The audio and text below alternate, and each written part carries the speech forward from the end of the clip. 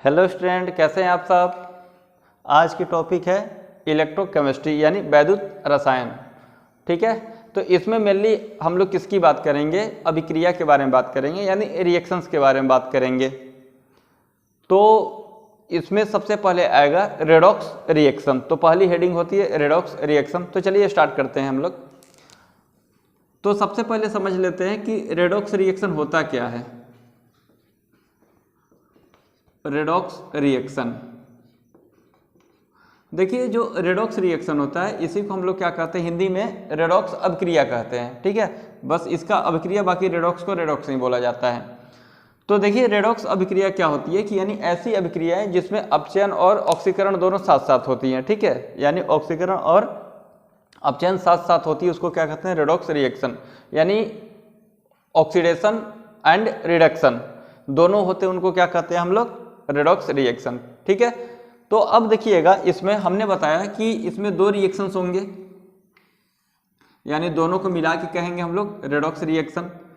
तो इसमें सबसे पहले आ गया आपका ऑक्सीडेशन और सेकंड हो गया रिडक्शन।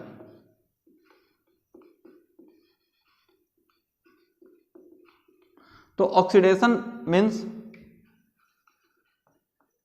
ऑक्सीकरण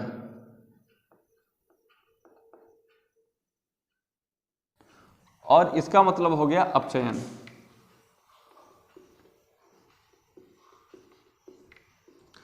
तो बारी बारी से डिफिनेशन देख लेते हैं इसका। ठीक है, तो देखिएगा ऑक्सीकरण मतलब इसमें होती है, एक ओल्ड थ्योरी होती है और एक होती है मॉडर्न थ्योरी। ठीक है, तो मैं दोनों बता देता हूं। तो ओल्ड थ्योरी ये कहती है कि एडिशन ऑफ द ऑक्सीजन, यानी ऑक्सीजन का जुड़ना क्या होता है, ऑक्सीकरण होता है। और रिडक्शन का मतलब क्या होता है कि हाइड्रोजन का जुड़ना, यानी एडिशन ऑफ द हाइड्रोजन। ठीक है, तो हमको इसको उतना ज़्यादा ध्यान नहीं देना। ठीक है, तो हम लोग चलेंगे मॉडर्न थ्योरी के हिसाब से। ठीक है, तो ऑक्सीडेशन का मतलब क्या होता है, ऑक्सीडेशन का मतलब हो गया removal of electron, removal of electron. यानी इसका मतलब क्या हो गया कि इलेक्ट्रॉन का त्याग करना, यानी इसका मतलब हो गया कि इलेक्ट्रॉन का त्याग करना, यानी इलेक्ट्रॉन का त्याग करना। ठीक है, क्या कहलाता है, ऑक्सीकरण। ठीक है, रिडक्शन क्या होगा आपका, यानी जैसे ये क्या होगा, रिमूवल ऑफ इलेक्ट्रॉन हो गया, तो ये क्या होगा, एडिशन ऑफ द इलेक्ट्रॉन, यानी ये हो गया addition of electron, addition of electron. यानी हम लोग कह सकते हैं क्या कि इलेक्ट्रॉन का जुड़ना, यानी इलेक्ट्रॉन का जुड़ना। ठीक है, तो ये ध्यान रखेंगे, तो ये बहुत काम आएंगे अभी आगे, हम लोग इसी का यूज करेंगे। तो ऑक्सीकरण मतलब इलेक्ट्रॉन का त्याग करना और रिडक्शन मतलब क्या होगा, इलेक्ट्रॉन का जुड़ना। ठीक है, तो जब ये दोनों क्रियाएं साथ साथ होंगी तो उसी क्या कहेंगे हम लोग, रेडॉक्स रिएक्शन। ठीक है, जैसे हम लोग छोटा सा एग्जांपल देख लेते हैं। जैसे मान लीजिए आपके पास Cu है, यहां से हम लोगों ने ले लिया Cu, तो यानी ये क्या बन जाएगा, Cu प्लस, यानी इसने क्या किया, दो इलेक्ट्रॉन दिया तब ना प्लस प्लस आया। ठीक है, यानी प्लस प्लस आने का मतलब क्या हो गया कि इलेक्ट्रॉन इसने दे दिया है। जो देता है यानी डोनर पे क्या आता है, पॉजिटिव, और एक्सेप्टर पे क्या आता है, नेगेटिव। तो जैसे मान लीजिए यहाँ मैंने लिखा कि ये Cl है प्लस एक इलेक्ट्रॉन, तो क्या बनेगा, Cl माइनस, तो यहाँ क्या हो गया, इसका रिडक्शन हो गया। क्लियर है ना, तो ये चीज क्लियर होगा रेडॉक्स रिएक्शन। यानी रेडॉक्स रिएक्शन में क्या होगा, ऑक्सीडेशन और रिडक्शन दोनों मिला के। ठीक है, यानी ऑक्सीकरण तथा अपचयन को मिला के क्या कहते हैं हम लोग, रेडॉक्स रिएक्शन कहते हैं। ठीक है, तो अब आगे की हेडिंग देखते हैं, आगे क्या आता है हम लोगों का। अब देखिए इसके बाद जो इलेक्ट्रो केमिकल, यानी केमिस्ट्री में इलेक्ट्रोकेमिकल के बारे में जो बात करेंगे हम लोग, तो ये क्या होगा कि हमारे पास इलेक्ट्रोलाइट आएगा अब,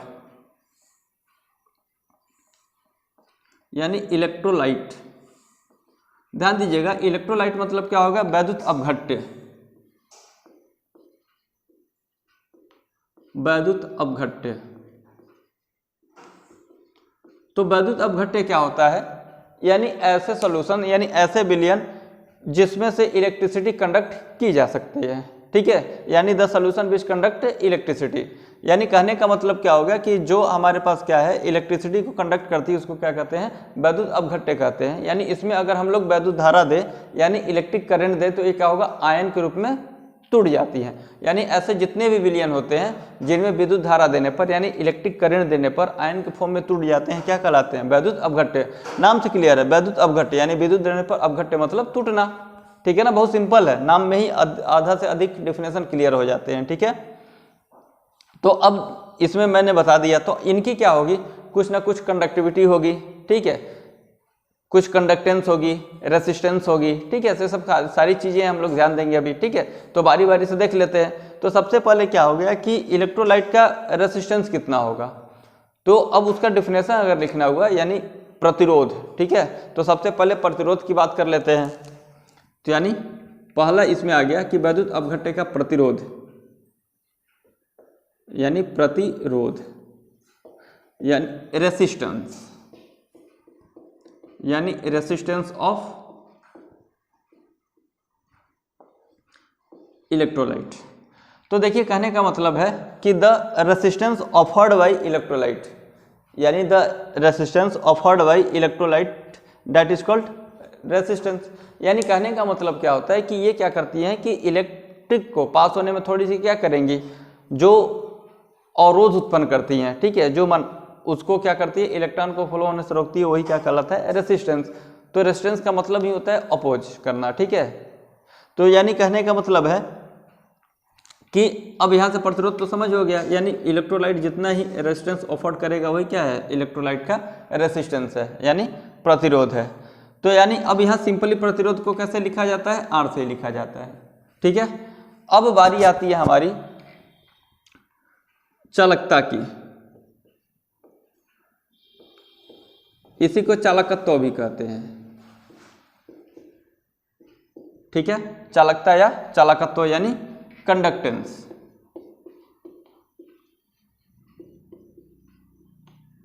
तो ध्यान समझिएगा, तो कंडक्टेंस का मतलब क्या होगा कि ये जितना कम रहेगा उतना ये ज्यादा होगा, ठीक है, यानी ये जितना कम रहेगा उतना ये ज्यादा होगा। तो यानी इसका मतलब हम लोग लिख सकते हैं क्या कि the reciprocal of resistance is called conductance, ठीक है, यानी the reciprocal of the conductance is called the reciprocal of the resistance is called conductance. Clear है। तो यानी इसका मतलब क्या हो गया कि कंडक्टेंस इक्वल टू क्या हो गया, यानी 1 में रेसिस्टेंस, 1 में रेसिस्टेंस, यानी चालकता बराबर हम लोग क्या कह सकते हैं कि चालकता बराबर क्या होगा, 1 में प्रतिरोध हो गया, ठीक है ना, ध्यान रखेंगे चालकता बराबर क्या होगा, 1 में प्रतिरोध। तो यानी इसी को चालकता को हम लोग किससे लिखते हैं, जी से। तो यानी जी इक्वल टू क्या होगा, 1 में रेसिस्टेंस, यानी जी इक्वल टू हम लोग लिख सकते हैं 1 में आर, यही है। यानी अगर कोई पूछ ले कि वैद्युत अपघट्य की चालकता क्या होती है तो क्या कहेंगे, वैद्युत अपघट्य के प्रतिरोध के व्युत्क्रम को क्या कहते हैं, वैद्युत चालकता कहते हैं, ठीक है। यानी the reciprocal of the resistance of the electrolyte is called conductance of the electrolyte, ठीक है ना। तो अब इसकी यूनिट लिख लेते हैं, तो यूनिट हमेशा एसआई यूनिट की बात होगी। तो रेजिस्टेंस का क्या होता है, ओम, तो यानी 1 में ओम, और इसी का लिख सकते हैं पर ओम, हो गया, ऐसा लिख सकते हैं। क्लियर है, तो इतना ध्यान रखिएगा।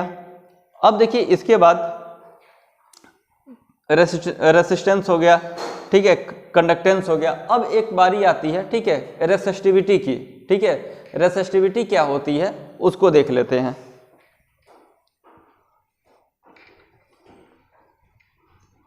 तो जितना भी चीज बता रहे हैं सब वैद्युत अपघट्य के लिए है, ठीक है, सब लोग ध्यान देंगे। तो यानी अब बारी आती है, उसी को विशिष्ट प्रतिरोध बोला जाता है, विशिष्ट प्रतिरोध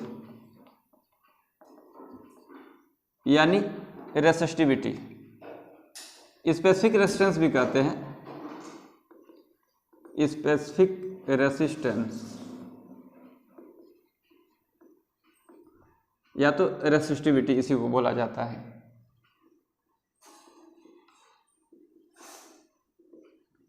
देखिए जो विशिष्ट ये लग गया यानी स्पेसिफिक लग गया, तो यानी इसका मतलब क्या हो गया कि ये किसी भी मटेरियल की प्रॉपर्टी हो जाती है। ठीक है। यानी ये क्या है, इलेक्ट्रोलाइट की प्रॉपर्टी है, यानी इलेक्ट्रोलाइट का नेचर ही है, ठीक है। यानी इलेक्ट्रोलाइट का जो नेचर होता है जिसकी वजह से वो क्या करती है, रेसिस्टेंस प्रोड्यूस करती है, उसको क्या कहते हैं हम लोग, विशिष्ट प्रतिरोध, ठीक है, यानी स्पेसिफिक रेसिस्टेंस। तो यानी कोई भी पूछे तो ये क्या होगा आपका, यानी ये प्रॉपर्टी है उसकी, ठीक है। तो यानी कहने का मतलब है कि अगर हम लोग फिजिक्स में देते हैं तो क्या कहते थे कि अगर 1 मीटर लंबा चाहे 1 सेंटीमीटर लंबा ले ले और 1 सेंटीमीटर स्क्वायर उसका क्रॉस सेक्शन एरिया हो, ठीक है, अगर उसका रेसिस्टेंस जितना होगा वही क्या होता है, विशिष्ट प्रतिरोध होता है, यानी स्पेसिफिक रेसिस्टेंस होता है, ठीक है। तो यानी ये क्या होती है, मटेरियल की प्रॉपर्टी, यानी तो यहाँ क्या होगी, इलेक्ट्रोलाइट की प्रॉपर्टी होगी, ठीक है ना। तो अब देखिएगा इसमें इसकी जो यूनिट होती है इसको पहले लिखते हैं किससे, रो से, ठीक है, यानी इसको रो से लिखते हैं और इसकी जो यूनिट होती है तो यानी यूनिट क्या हो जाएगी, ओम मीटर। तो हमने बताया कि एक, ठीक है, यानी कितना होगा, 1 सेंटीमीटर लंबा और 1 centimetre square cross section area का अगर कंडक्टर का जितना रेजिस्टेंस होगा वही इसका क्या होता है, स्पेसिफिक रेजिस्टेंस। तो इसमें तो इलेक्ट्रोलाइट की बात कर रहे हैं, ठीक है, तो इलेक्ट्रोलाइट की बात कर रहे हैं तो क्या होगा, इसमें हम लोग वॉल्यूम के टर्म में लेंगे, ठीक है। तो अब आगे आता है, देखिए जैसे विशिष्ट प्रतिरोध हो गया उसी तरह क्या आती है, विशिष्ट चालकता, विशिष्ट चालकता। तो विशिष्ट चालकता की ये, ठीक है, या विशिष्ट चालकत्व, तो यानी इसी को क्या कहते हैं हम लोग, स्पेसिफिक कंडक्टेंस।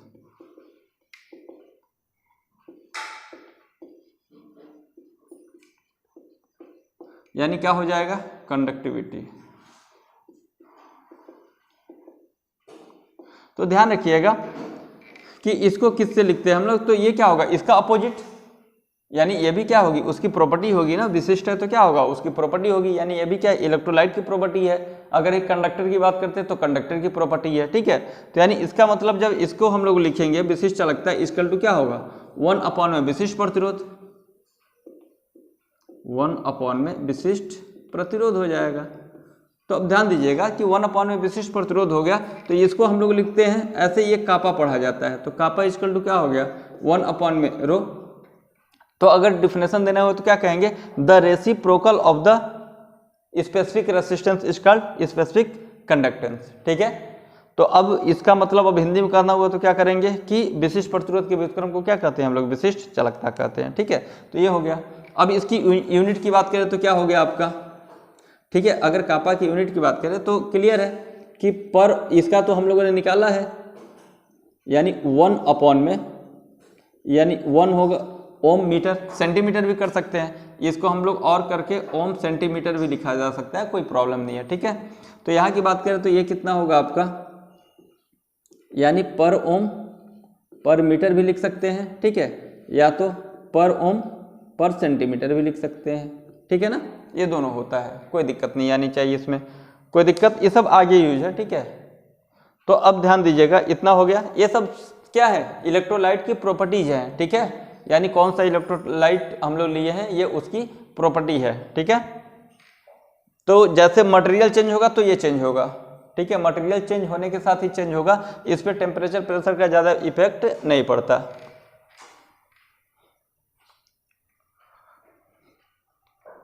अब देखिएगा जो आगे हेडिंग है ये क्या है, अब देखिए एक होता है सेल कांस्टेंट। तो सेल कांस्टेंट क्या होता है यहां से देख लेते हैं, यानी सेल स्थिरांक,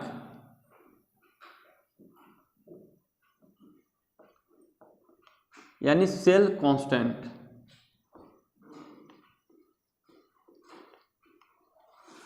तो देखिए हमारे पास अगर हम लोग किसी सेल की बात करें तो उसमें क्या होता है, इलेक्ट्रोड लगे होते हैं, ठीक है, इस तरीके से इलेक्ट्रोड होते हैं, किसी कंटेनर में रख देते हैं, इसको हो गया, ऐसे रख दिया, इसमें इलेक्ट्रोलाइट डाल दिया, ठीक है। तो मान लेते हैं इसका क्रॉस सेक्शन एरिया क्या है, ए है, और दोनों के बीच का डिस्टेंस कितना है, एल है। तो यानी इसका मतलब क्या होगा कि ये जो दोनों का बीच का डिस्टेंस है और इसके क्रॉस सेक्शन एरिया के रेशियो को हम लोग क्या कहते हैं, सेल कांस्टेंट बोला जाता है, ठीक है।